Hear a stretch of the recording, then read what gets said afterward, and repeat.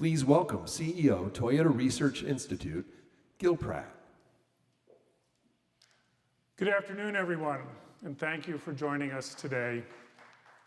And thank you to Bob Carter for that perfect lead-in to what I think you will all believe was a rather vivid opening statement. The three-car crash that you saw actually happened just as you saw it. We know this because we were there using an array of sensors and cameras. Our engineers at Toyota Research Institute captured a robust and diverse set of data to recreate what happened that day last summer. Our Lexus test vehicle was traveling in the leftmost lane in manual mode. The autonomy was disabled, but the perception system was fully active. It was mapping and gathering data at the many tunnels and bridges in the Bay Area. And luckily, despite the severity of the crash, no one was injured. We show you this now not to wow you with technology, but because I want to take you through a question that we posed to ourselves that very day. So here's the question. Could a future Toyota Guardian have prevented or mitigated the crash that you just saw? We believe that the answer is yes. So let me talk to you a little bit about what Toyota Guardian is all about. The essence of Toyota Guardian is about amplifying rather than replacing human ability.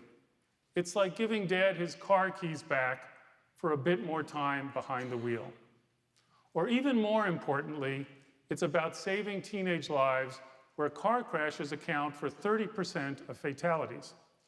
It's about correcting for human mistakes and for human weaknesses and assisting the most vulnerable people at both ends of the age spectrum, where far too many lives are lost. Now, from the beginning, TRI has been committed to a two-track approach to automated driving, simultaneously developing Toyota Guardian while working on level 4 and level 5 self-driving systems that we call Toyota Chauffeur. Now, Chauffeur is the kind of self-driving technology that all of you hear about in the press all of the time. Specifically, it's an approach that replaces the human driver with AI, with a machine. Level 5 Chauffeur is defined as a system that's capable of driving anywhere, anytime, in any conditions, with no driver input. And that's a wonderful goal. Someday, we may achieve it.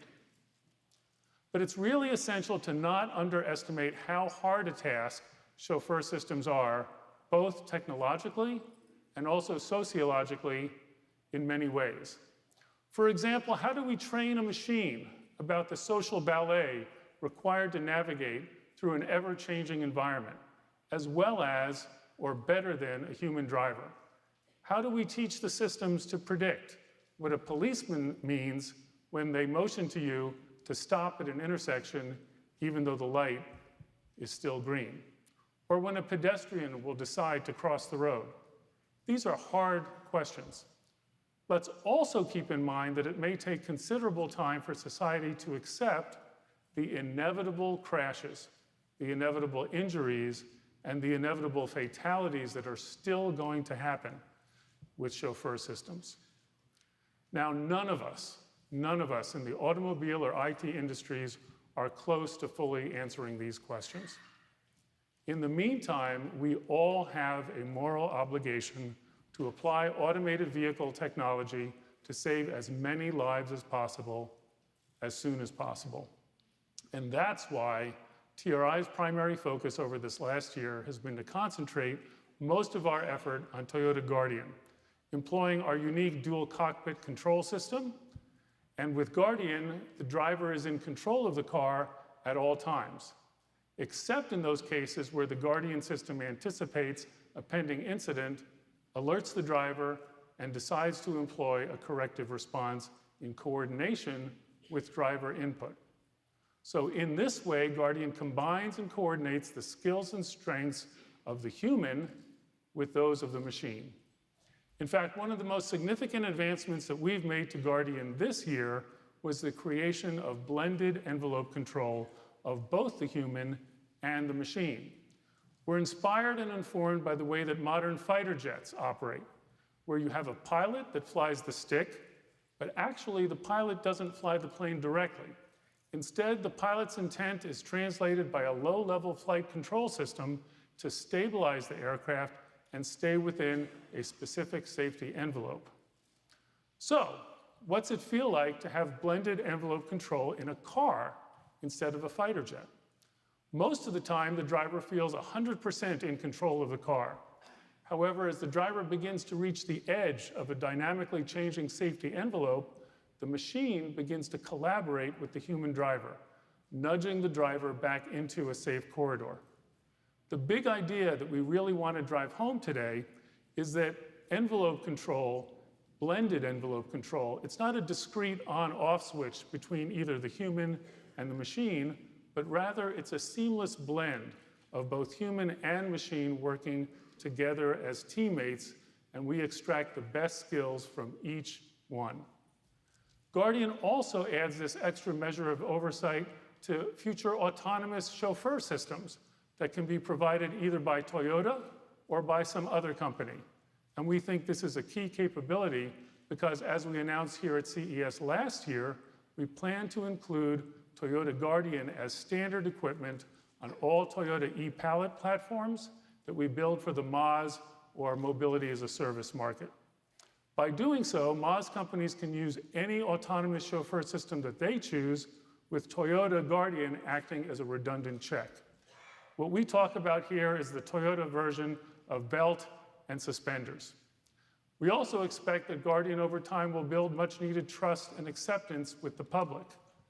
We call it Toyota Guardian, but actually we believe in it so much that we want to see it on every car that's on the road, not only Toyotas. In other words, Guardian for all. Now let me talk a little bit here about how we are building Guardian and how it works. One of the most important tools in the development of Guardian is simulation. Our software can be tested in either a real car or a simulated one, and we can go back and forth seamlessly, allowing for continuous integration and testing. We run our code through simulation at an engineer's desk, emulating how a car will respond on the road. And we can also scale this up and have many instances running in the cloud, simultaneously creating billions of miles of training data and of test data. But it turns out that simulation is actually not enough, because in order for Guardian to learn and to get smarter, it must be subjected to difficult corner cases and demanding scenarios that are simply too difficult to test, either in simulation or on public roads. And this is one reason that we just built our own closed course facility at Michigan Technical Research Park in Ottawa Lake, not far from our Ann Arbor, Michigan facility. On closed courses, Guardian's intelligence and capabilities can be stretched and challenged through continuous refinement. Our Guardian systems learn how to best navigate and react to dangerous scenarios as they unfold. For example, in the demonstration that you see here, a vehicle suddenly pops out from behind a row of parked cars too quickly for any car to simply brake in its lane. Sensing that the next lane is clear, but only for a brief window, our Guardian alerts the driver, visually and audibly, of the imminent danger, and then avoids the pop-out car by maneuvering out of the lane briefly and then quickly returning to the original lane to avoid the obstruction ahead. Now, this growing Guardian capability gives the I-80 incident that I opened with today, that vivid crash that you saw, an interesting lemons to lemonade twist. Here was an accidental corner case on a public highway, a dangerous three-car encounter that unfolded right before our eyes. From the data that we gathered, we first developed an accurate simulation, which we then translated into a learning tool for Guardian to perceive, to predict, and to plan the options that it had in a split second.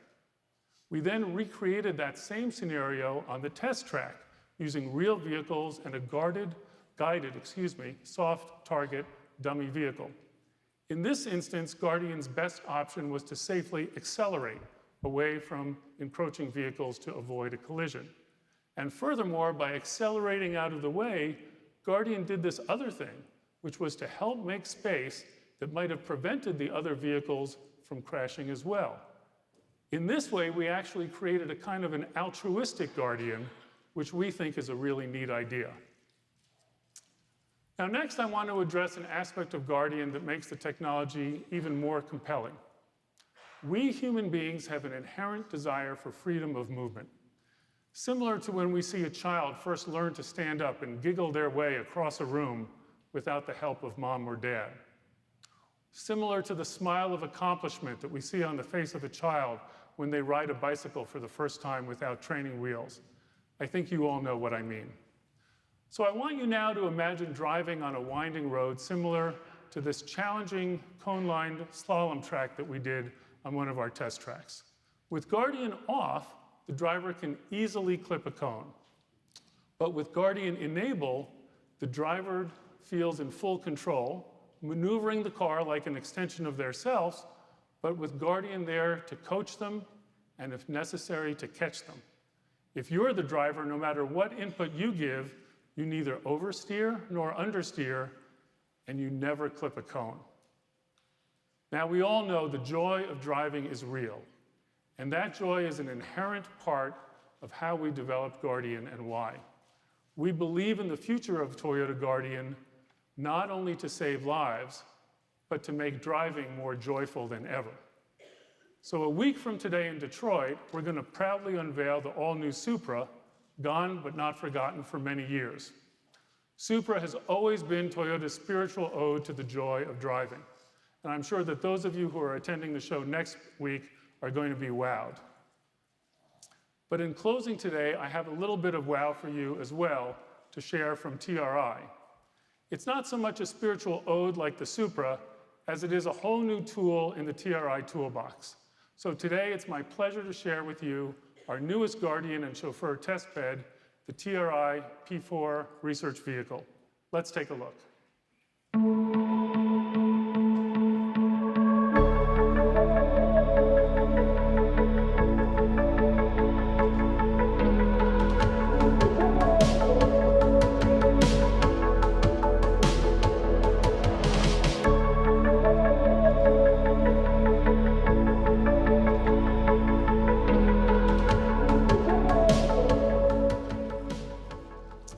It's based on the Lexus LS500H. The P4 is smarter, more agile, and more responsive than any of its predecessors. It can process sensor inputs faster and react more quickly to the surrounding environment.